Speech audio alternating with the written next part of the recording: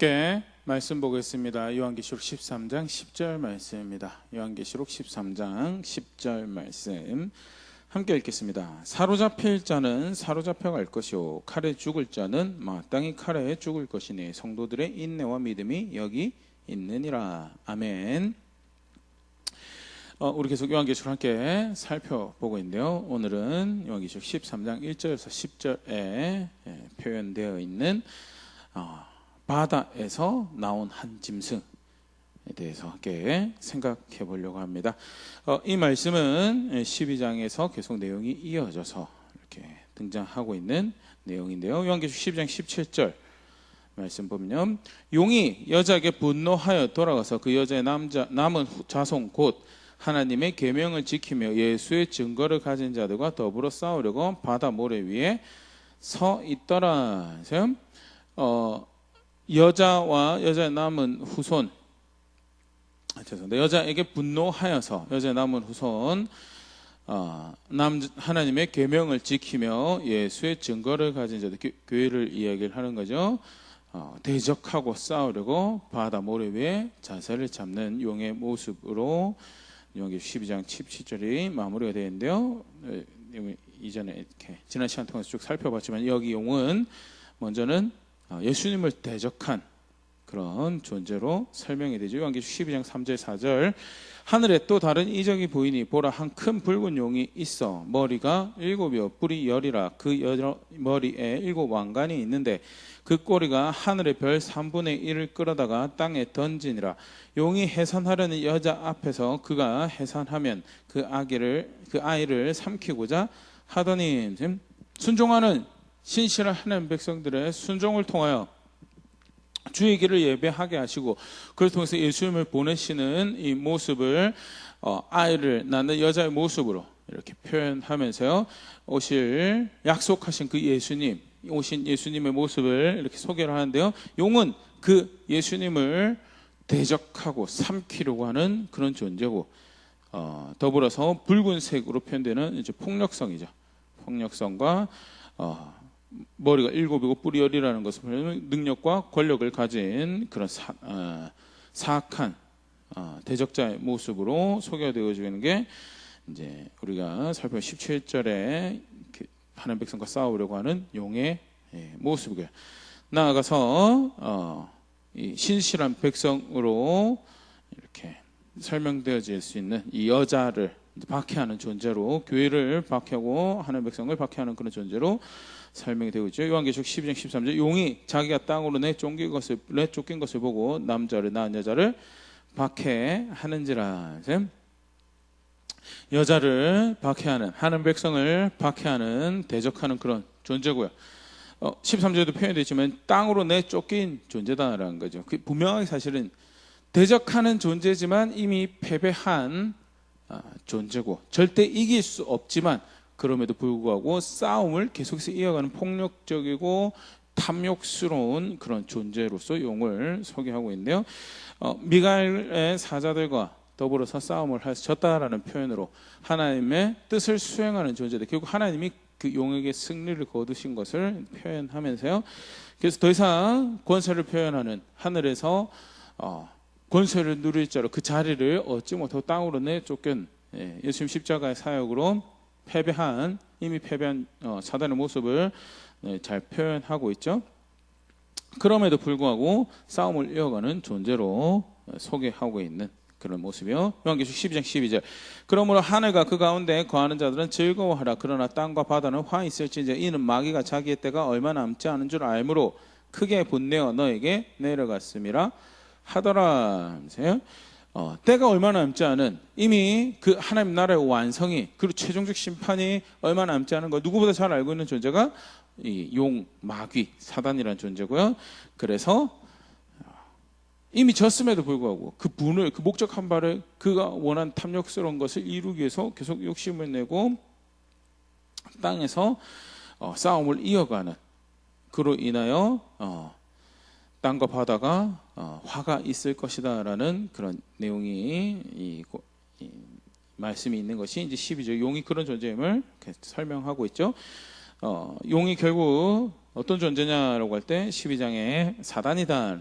9절 10절 보면 큰 용이 내 쫓기니 옛뱀 곧 마귀라고도 하고 사탄이라고도 하며 온 천하를 꾀한 자라 그가 땅으로 내 쫓기니 그의 사자들도 그와 함께 내 쫓기니라. 내가 또 들으니 하늘에 큰 음성이 있어 이르되 이제 우리 하나님의 구원과 능력과 나라와 또 그의 그리스도의 권세가 나타났으니 우리 형제들을 참수하던 자 곧 우리 하나님 앞에서 밤낮 참수하던 자가 쫓겨났고 큰 용으로 폭력성과 그가 가지고 있는 일종의 권력들이 또 이 묘사되는 이제 사단의 존재적에 대한 표현이라면요, 옛 뱀이라는 것은 속이는, 대표적으로 속이는 그런 존재로, 마귀는 10절에도 그런 표현이 등장하는데요, 참소하는 자들, 법정에 서서 흠집을 내고 참소하고 그들이 벌 받아야 될 존재임을 인식시키고 인지시키는 그런 존재에 대한 표현이고요.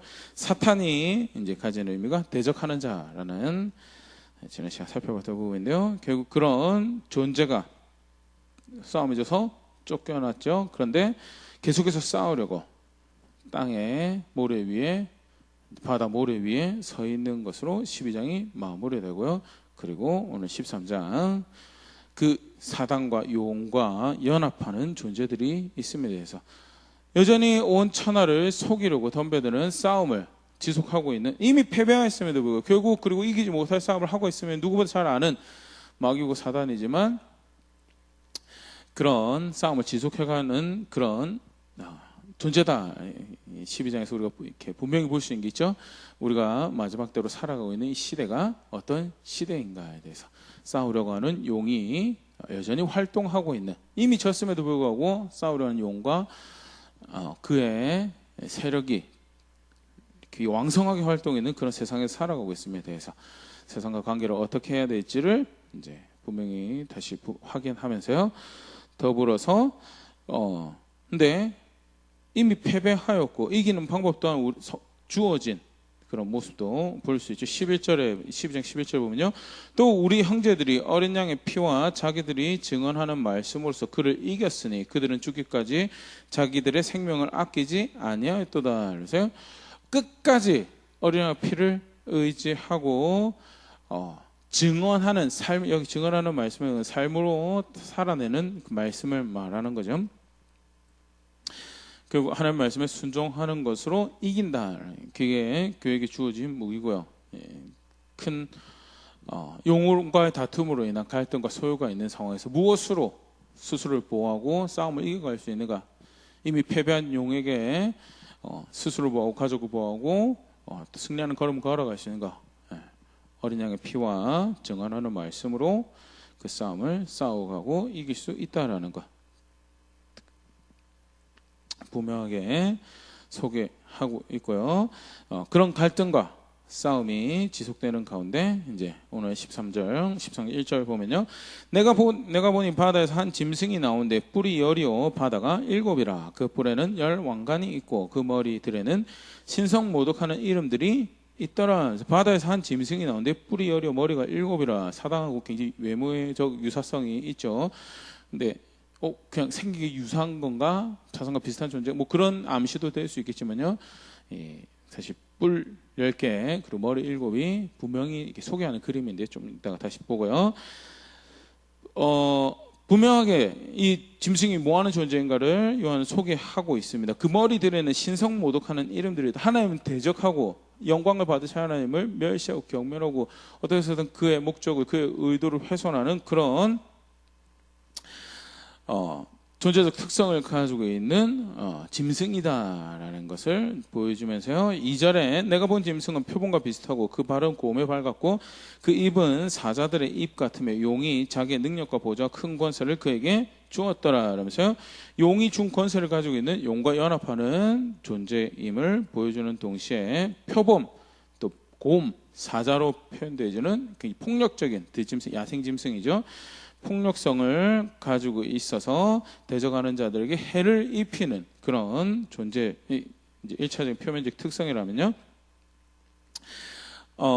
구약에 익숙한 본 백성이 구약을 경전으로 가지고 구약을 받았던 초대교회 이제 본 백성들을 입장에서 머리가 7이고 뿔이 10개고 표범과 비슷하고 곰처럼 생겼고 사자 입 같은 그런 존재에 대한 이 이상 환상은요, 이미 그들이 받았던 말씀과도 존재하는 이라는 자칫 함께 말씀 보시는 분들은 그렇지 않겠지만 저 같은 사람은 영화적 상상으로 이렇게 쉽게 넘어갈 수 있는데요. 절대 그런 환상 속에 나오는, 물론 환상적인 환상의 동물이죠. 근데 철저하게 구약에 그를 암시하는 동물이 이미 등장을 하고 있고요. 그게 어디 등장하냐면 다니엘 7장 3절에서 7절 등장하고 있습니다. 다니엘 7장 3절 7절 3절 말씀 보면요, 큰 짐승 넷이 바다에서 나왔는데 그 모양이 각각 다르더라. 여기서는 짐승 넷으로 이제 설명이 되고 있습니다. 첫째는 사자와 같은데 독수리 날개가 있더니 내가 보는 중에 그 날개가 뽑혔고 땅에서 들려서 사람처럼 두 발로 서게 함을 받았으며 또 사람의 마음을 받았더라. 또 보니 다른 짐승꽃 둘째는 곰과 같은데 그것이 몸 한쪽은 들었고 그 입 사이에는 새 갈빗대가 물렸는데 그것에게 말한 자들이 있어 이르기를 일어나서 많은 고기를 먹으라 하였더라. 그 후에 내가 또 본즉 다른 짐승 곧 표범과 같은 것이 있는데 그 등에는 새 날개 넷이 있고 그 짐승에는 또 머리 넷이 있으며 권세를 받았더라. 7절 내가 밤 환상 가운데 그 다음에 본 넷째 짐승은 무섭고 놀라우며 또 매우 강하며 또 쇠로 된 큰 이가 있어서 먹고 부스러뜨리고 그 나머지를 발로 밟으며 이 짐승은 전에 모든 짐승과 다르고 또 10뿔이 있더라. 네 마리의 짐승으로 소개되지만요, 분명히 볼 수 있는 게 우리가 요한계시록 13장 2절에서 볼 수 있는 표범, 곰, 사자로 설명되어지는 이 흉폭한 짐승의 모습이 이 짐승들의 모습에서 다 설명이 되어지고 있고요. 다음에 두 번째는요, 머리가 총 몇 개인가라고 봤을 때 물론 네 마리의 짐승이 로 소개되어지고 있지만요, 세 번째 표범 같은 짐승이 보면 머리가 4개가 있고요. 나머지 하나, 둘, 셋 하면 총 머리가 7개. 그래서 구약의 다니엘에 익숙한 교회가 그 요한계시록의 이 사도 요한의 환상을 보면 머리가 7개 대적하는 짐승 이러면 다니엘의 짐승을 이렇게 쉽게 연상할 수 있는 그런 표현이죠. 더불어서 뿔이 10개라는 할 때 4절에서 6절까지 다른 짐승들은 뼈가 이제 뿔이 묘사가 안 되고 있는데요. 7절에 이 뿔이 10개가 있더라. 7절 짐승의 뿔이 10개가 있더라라는 표현으로 토탈 머리가 7개고 뿔이 10개인 짐승이 이 환상 중에 소개가 되어지고 이 뭐하는 존재들인가? 쭉 계속해서 다니엘 설명이 있는데 21절에 한 문장으로 그걸 잘 보여주고 있죠.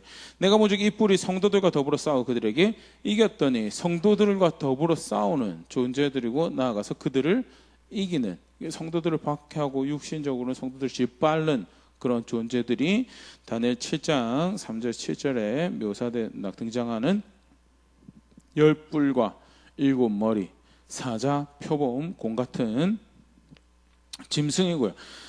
요한계시록 13장 1절 2절의 표현을 딱 보면요, 마지막 때 다니엘이 말했던 그 하나님과 하나님 백성을 대적하는 그런 존재가 등장을 하는구나라는 것을 이제 볼 수 있는 그런 장면이죠.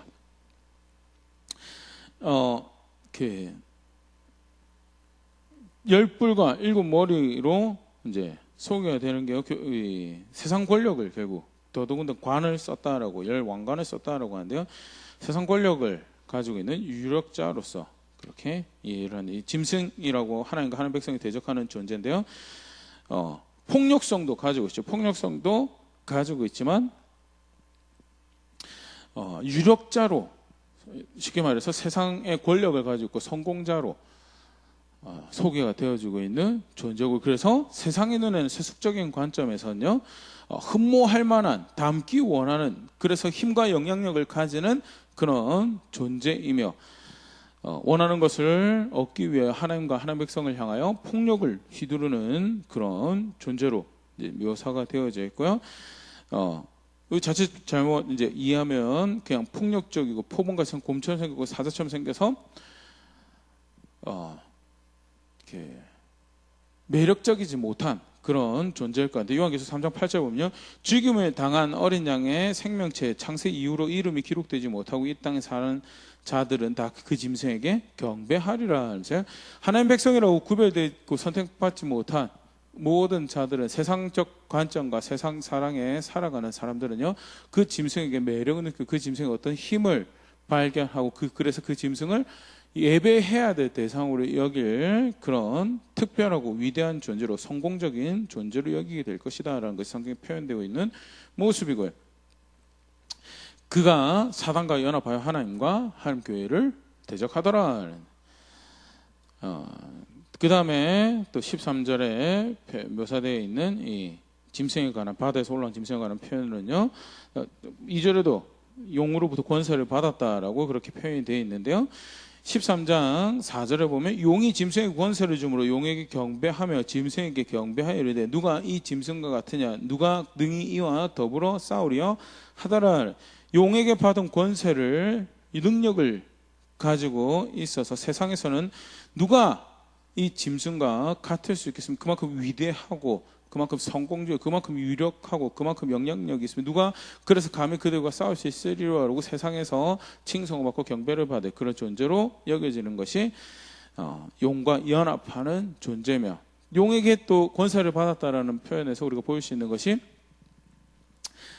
속이는 자로, 또 해를 입히는 붉은 용으로 또는 사작, 곰, 표범으로 표현되는 폭력적인 방법, 절대 하는 방법이 아니죠. 해를, 하나님과 하는 백성이 해를 입히는 그런 존재로 설명되어지고 있고요. 그가 받은 권세가 표현되어 있는 장면이 하나 있는데, 그게 요한계시록 13장 3절에 그의 머리에 하나가 상하여 죽게 된 것 같더니 그 죽게 되었던 상처가 나음에 온 땅에 놀랍게 여겨 짐승을 따르고, 이제 죽게 될 만큼 상처를 크게 입었는데, 죽은 것처럼 되었는데 상처가 났고, 뭐 살아났다는 표현도 사용하는 그런 학자가 있는데요, 죽게 되었던 상처가 나서 온전해지는, 그게 표적이 되고 이사가 되어서, 기사가 되어서 세상으로 하여금, 온 땅으로 하여금 그 짐승을 흠모하고 따르게 만드는 그런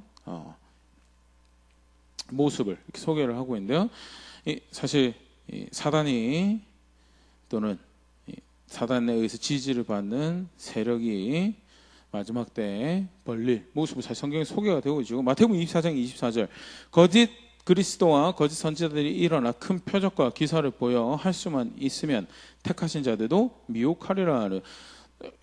속칭 하나님만 하실 수 있을 것 같은 일들을 누가 하느냐, 거짓 선지자와 거짓 그리스도가 와서 해서 심지어는 하나님 백성의 마음도 요동치게 만들고 미혹하더라는, 저거 저렇게 병을 고칠 수 있으면, 저렇게 치료할 수 있으면, 저렇게 능력을 행할 수 있으면, 저렇게 악기를 이야기하고 돈을 벌고 권력을 가지고 힘을 가질 수 있도록 해준다. 저거는 하나님께서 하시는 일이고 저 뒤에는 하나님이 있는 것 같다라는 그런 일종의 속임을 주는 그런 사역을 할 거에 대해서. 근데 용과 연합하는 짐승이 이제 그런 모습을 보여주죠. 데살로니가 후서 2장 9절 10절에서도요, 바울이 그런 이야기를 합니다. 악한 자의 나타남은 사단의 활동을 따라 모든 능력과 표적과 거짓 기적과 불의의 모든 속임으로 멸망하는 자들에게 있으리니 이는 그들이 진리의 사랑을 받지 아니하여 구원함을 받지 못함이라. 악한 자가 와서 할 일은 뭐냐, 사단을 활동을 하는데 능력과 표적과 기적과 속임이 있을 것이다, 불의의 속임이 있을 것이다. 그런데 그게 미혹하는 모습이 되죠. 그래서 누군가 능력을, 병을 낮추고 누구 일으키고 어떤 현상들이 드러나고 할 때 사실 이제 마치 하나님이 그 배경이 되는 거죠. 그래서 그 전하는 메시지가, 그가 말하는 말이, 그가 인도해가는 것이 하나님 기뻐하시는 일일 것처럼 그렇게 생각하는 그런 일들이 있을 거에 대해서, 그러나 그의 진리와 동의하지는 않는, 그래서 진리 사랑을 받지 아니하였다라고, 그들이 진리 사랑하지 않고 진리 동의하지 않는 무리들이다라는 것이 소개되고, 사도 요한 당시에도 이미 슈퍼 사도라고 일컬어지는 큰 이적과 큰 기적을 행하는, 그러나 그랬던 길로 인도한 존재들이 있었죠. 분명히 볼 수 있는 게 성경 요한이 마지막 때에 이 용과 연합하여 교회를 박해하고 하나님 대적하는 그런 개인, 집단, 세력, 또 요한 1서 표현으로 빌리면 어떤 그 신념, 철학, 사상, 사회 시스템, 나라 뭐 이런 것도 될 수 있을 것 같은데요. 분명한 것은 그 짐승과 같은 존재가 나타나서 마치 하나님이 그 배경에 있는 것처럼 이적과 기적을 행할 것이고, 심지어는 죽은 것 같은 상처를 입은 것도 살아나는, 회복되어 살아나는 그런 일들도 하여서 미혹하는 일들이 벌어질 거다. 여기서 하나 우리 분명히 짚고 가야죠. 그런 선지자적인 사역을 하는 건 이미 아주 오래 처음 계시를 주실 때부터 하나님께서 경계하셨던 모습이죠. 그래서 꿈 이상 뭐 기적을 행한다고 해서 그들의 말에 다 귀 기울이지 말고 분별하라고. 그들이 신명기 13장 5절입니다. 그런 선지자나 꿈꾸는 자는 죽이라. 그들이 그 이적과 기적으로 진리에 순종할 수 있는 길로 인도해 가자면 그건 하나님께로부터 온 것이 아니고 분별하는 방법이죠. 이는 그가 너에게 너희를 애굽 땅에서 인도하여 내시며 종되었던 집에서 속량하신 너희 하나님 여호와를 배반하게 하려 하며 너희 하나님 여호와께서 내게 행하라 명령하신 도에서 너를 꿰어내리고 말하였음이라. 너는 이같이 하여 너희 중에서 악을 제할지는 삶에서 제거해 버려야 될 영향력이고, 문제 시대는 문제가 될 수 있을 만한 삶의 모습인 거에 대해서 분명한 것은 이적과 기사가 기준이 되지 않는다는, 꿈이 환상이 그들이 말하는 예언이 기준이 되지 않고 실제로 그 예언이 하나님께로부터 왔으면, 그 꿈이 그 환상이 그 이적이 그 기적이 하나님께로부터 왔으면 사람들의 마음을 동하게 하여서 하나님 말씀에 그 진리에 순종하여 하나님 뜻을 어떻게 해서 이루고자 하는 열심과 수고와 인내로 인도해 가야 할 텐데 그렇지 않은 영향력이 분명히 이 땅에 있을 것이다라는 것. 그리고 하나님 백성 그때 분별하여서 그것을 삶에서 제거해 버리라라는 것이 신명기 13장에 기록되어 있는 말씀이고요. 마지막 때 말씀하셨던 것 별반 다르지 않게 동일한 모습으로 용과 연합하여서 사단의 권세를 부여받아서 기적을 하고 이적을 보여줘, 표적을 보여줘서 교회의 마음을 흔들고 성도의 마음을 흔들고 마치 거기에 하나님이 계실 것처럼 미혹하는 그런 일들이 있고, 짐승이 그런 일을 할 것에 대해서 이제 이야기를 하고, 성공이라는 이력으로 뿔과 그가 가지고 있는 권력으로 능력으로 미혹하는 모습도 등장을 하지만요, 그런 기적으로 능력으로 미혹하는 모습도 이제 소개가 되어지고 있고요. 분명한 것은 13장 5절씩 계속 짐승에 대한 설명입니다. 또 짐승이 과장되고 신성모독을 말하는 입을 받고 또 42달 동안 일할 권세를 받으니라. 신성모독하는 증언과 활동으로 교회를 비방하고 하나님 비방하고 하나님 진리를 모욕하는 그런 일들을 할 것이고, 보면 기간이 정해져 42달 동안 일할 권세를 받으려는데 그 앞에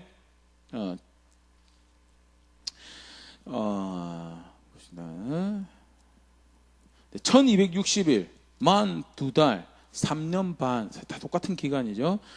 그래서 예수님 초림, 예수님 승천하시는데 재림 때까지의 시간을 통틀어서 이해를 하고 있고요. 혹 이제 7년 대환란을 숫자적으로 이해하는 분들은 이제 7년 대환란의 어떤 특정 기간으로만 국한을 하는데요. 다니엘서의 예언의 이 환상의 모습으로도 그렇지만요, 하나님과 하나님 백성을 대적하는 용에게 권세를 받고 용과 연합한 존재는요, 하나님 백성이 존재한 이유가 사실 계속 존재해 왔었죠. 그런 측면에서 7년 환란에만 국한되는 이야기로 보기에는 조금 어렵다라는, 물론 미래적으로 악이 더 심화되어지고 깊어져 가기 때문에 분명히 더 많은 이런 일들이 벌어질 거예요. 더 이런 일이 심화될 거에 대해서는 생각해 보일 수 있지만요, 마지막에 몇 년의 기간 동안만 일어날 것으로 이해하기에는 성경에 이제 다른 내용들 동의를 얻지 못한다라고 그렇게 생각이 되어지고요. 그래서 마지막 때를 살아가는, 말세를 살아가는 교회와 성도들에게 이제 있을 갈등을 보여주는 것으로 이해하는 게 조금 더 의도에 부합하는 거라 생각되어집니다. 예, 그래서 마지막 때 전체 걸쳐서 신성모독하는 입을 닫지 않고 하나님과 교회를 대적하는 존재고요. 6절에 짐승이 입을 벌려 하나님을 향하여 비방하되 그의 이름과 그의 장막 곧 하늘에 사는 자들을 비방하더라. 하나님을 향하여 비방하고 그 가지고 있는 폭력적인 성향을 능력을 마음껏 드러내는데 그게 하나님을 향해서만 국한되지 않고 하늘에 사는 자, 이미 하늘의 그 정체성이 옮겨진 자, 하나님 백성을 의미하는 거죠. 비방하고 공격하고 대적하더라. 7절 또 권세를 받아 성도들과 싸워 이기게 되고 각 족속 백성과 나라 방언과 나라를 다스리는 권세를 받았으니 성도를 박해하고 억압하고 특히 온 세상 가운데 그것이 동의되어 그 가운데 권력을 얻은 자로 활동할 것에 대해서 그렇게 소개가 되어지고 있죠. 이까지 다시 이렇게 보면 12장, 13장, 14장 총체 더불어서 이 일곱째 나팔이 울려지고 나는데 그 볼 내용이 등장한 16장 앞에 이 삽입구가 왜 하나님이 이 땅에 그 일곱 나팔 일곱 대접으로 소개되지는 진노와 심판을 이 땅에 행하셔야 하는가에 대해서 용이 활동하는 악한 세상이고 용과 동의하는 짐승이 활약하는 세상이고 그래서 가학적이고 너무하신 무자비한 그런 하나님의 선택이 아니라 오히려 그들의 죄와 그들의 악에 대한 마땅한 결과인 것을 다시 한번 분명히 보여주는 가운데 이제 교회가 성도가 그런 세상 가운데 어떻게 살아가야 될까에 대해서 분명한 방향을 보여주고 있죠. 그게 이제 오늘 읽었던 13장 10절 말씀인데요. 사로잡힐 자는 사로잡혀갈 것이고 칼에 죽을 자는 마땅히 자기도 칼에 죽을 것이니 성도들의 인내와 믿음이 여기 있느니라. 그렇게 용과 용에게 권세를 받은 짐승이 맹활약을 그 위명을 떨치는 세상 어려움을 당하고 공격을 당하고 박해 가운데 힘든 가운데 살아가는데 10절 분명히 얘기한 것은 사로잡힐 자는 반드시 사로잡혀갈 것이다는 이미 패배가 결정된 자는 결국 그 패배를 마주하게 될 것이고 칼에 죽을 자는 마땅히 자기 칼에 죽을 것이다는 그 폭력으로 하나님을 대적하고 하나님 백성 대적한 자는 반드시 그에 합당한 죄가를 그 칼에 자기가 죽을 것이다는 짐승이 용이 아무리 맹활약을 해도 이미 하나님 앞에서 패배한 존재들이 결국 그 마지막은 영원한 형벌 가운데 떨어질 거에 대해서 분명히 망할 거다. 그들은 아무리 그렇게 맹활약을 펼치더라도 살아있는 것처럼 그리고 영원히 그 생명 자신들이 살아있으면 그 탐욕을 이렇게 횡포를 부릴 것 같은데 아니다라고. 결국 그들의 결국은 죽는 것이고 사로잡혀 가는 것이다. 그렇기 때문에 이 기간을 무엇으로 걸어가야 되는가? 인내와 믿음으로 걸어가야 될 것에 대해서 마지막 때 성도의 모습을 다시 한번 분명히 확인을 하고 있죠. 이미 요한계시록 11장 1절에서 1절 2절에서 말씀되어진 뭔데요. 또 내게 지팡이 같은 갈대를 주며 말하기를 일어나서 하나님의 성전과 제단과 그 안에서 경배하는 자들을 측량하되 성전 바깥마당은 측량하지 말고 그냥 두라. 이것은 이방인에게 주었은즉 그들이 거룩한 성을 42달 동안 짓밟으리라. 이방인의 혈통으로 이방인의 수지만 혈통으로 이방인보다는요.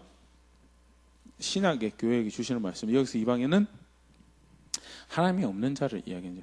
하나님을 존중하지 않는 자, 하나님이 없다고 하는 자, 하나님 법을 그래서 하나님 기준을 멸시하는 그런 자들에 의해서 성전 바깥들은 짓밟힘을 당하는 게 그게 교회 모습. 마지막 때 42달 동안 앞에 이야기 드렸죠. 42달 3년 반 1260일 다 똑같은 기간을 의미하는 거고요.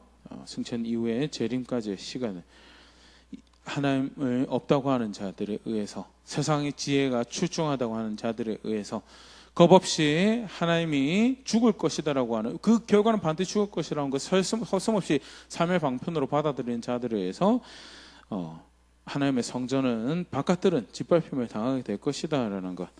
하지만 하나님 보호가 함께 할 것이다. 그 영혼은 절대 상하지 않을 것이며 그가 하나님 나라의 최후의 승에 함께 하게 될 것이다. 하나님과 함께 할 자리에 그 서게 될 것이다라는 것은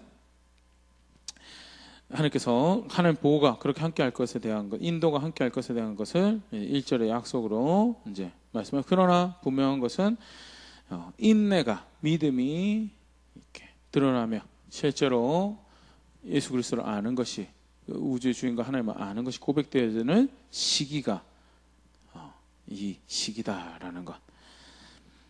예수님이 이는 단순히 이 본문 안에서만 얘기되어지는 것이 아니고요, 신약 성경 안에서 가르쳐지는 성도의 모습이죠. 요한복음 15장 19절 20절. 너희가 세상에 속하였으면 세상이 자기 것을 사랑할 것이나 너희는 세상에 속한 자가 아니오. 도리어 내가 너희를 세상에서 택하였기 때문에 세상이 너희를 미워하느니라.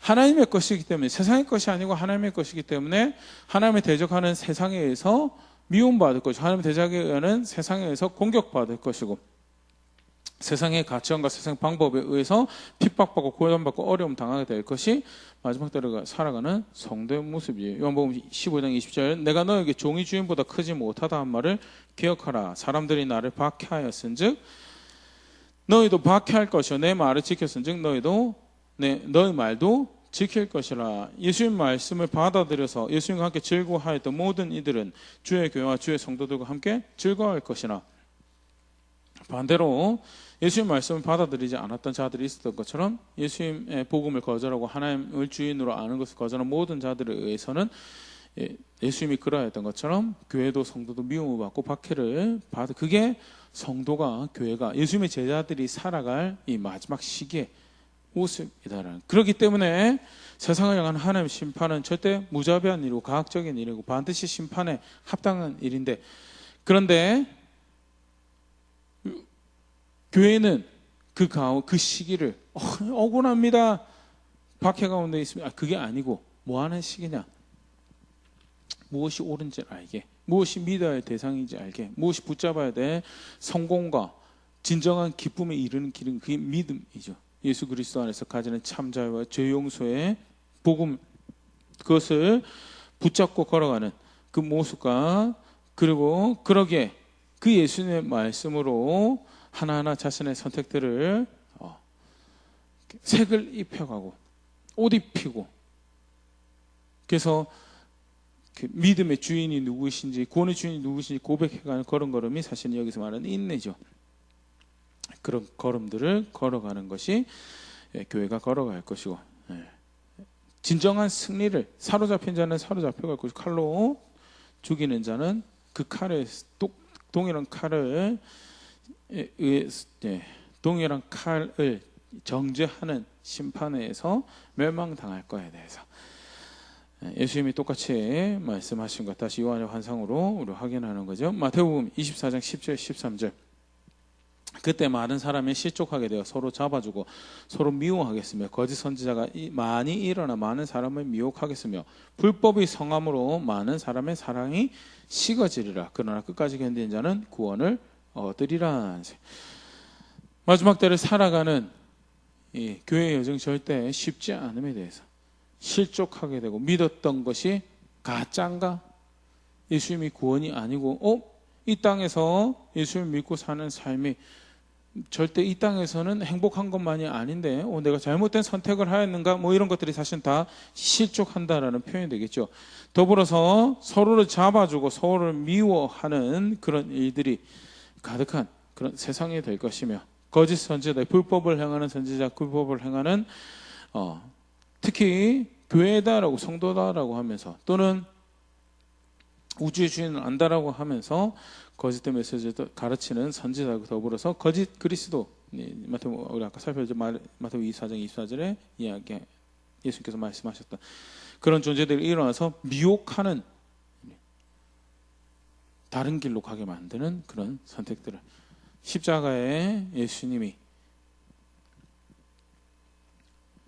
구원받을 수 없는 죄 가운데 있었는데, 용서받을 스스로 해결할 수 없는 문제 가운데 있었는데 그 죄를 해결하시고, 그래서 이 길만이, 그렇게 하나님의 말씀을 존중하는 그 길만이 구원이 된다라는 것을 증언하시며, 나아가서 자신이 죄값을 지불하시는 것을 통하여 그 안에 의로움을 얻게 되는 복음을 전하신 그 예수님을 따라 걷는 것 말고 다른 곁길로 가게 하는 미혹들이 있을 것이며, 나아가서 하나님의 법을 사랑하는 것보다는 감각의 기쁨을 쫓아가는 불법이 성하고, 더불어서 그런 것들이 많다 보니 진정으로 사랑해야 할 대상을, 진정으로 품어야 할 대상을, 사람 사이 관계 가운데 아버지가 아버지 자리를 지키지 않고 어머니가 어머니 자리를 지키고 자녀가 자녀된 도리를 다하지 않는 그런, 성도가 성도를 사랑하는 것이 식어져가는 그런 환경과 상황이 되어질 것인데, 교회 성도 제자 뭐 해야 되느냐 13절. 그러나 끝까지 견디는 자는, 오늘 보면은 인내로, 믿음과 인내로 표현되는 표현이죠. 끝까지 견디는 자는 구원을,